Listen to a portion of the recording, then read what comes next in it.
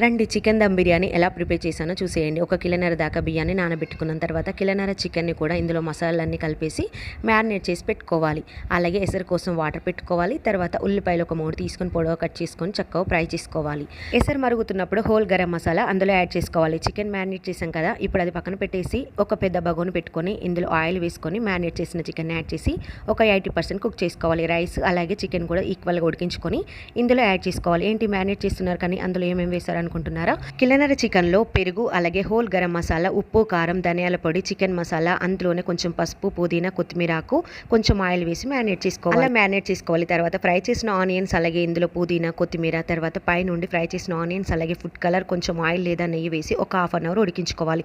చుట్టూ తడి క్లాత్ కప్పేసి. ఇంతే అండి, ఎంతో టేస్టీగా ఉండే chicken dum biryani ready.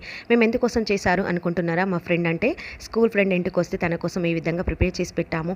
First time పెళ్ళైన తర్వాత ఇంటికి వచ్చేసింది అనేసి మేము ఏ విధంగా అయితే తనకు ఒక గిఫ్ట్ కూడా పెట్టేసాము. మీరు ఇలానే చేస్తారా? వీడియో నచ్చితే తప్పకుండా లైక్ చేసి సబ్స్క్రైబ్ చేయండి. Thanks for watching.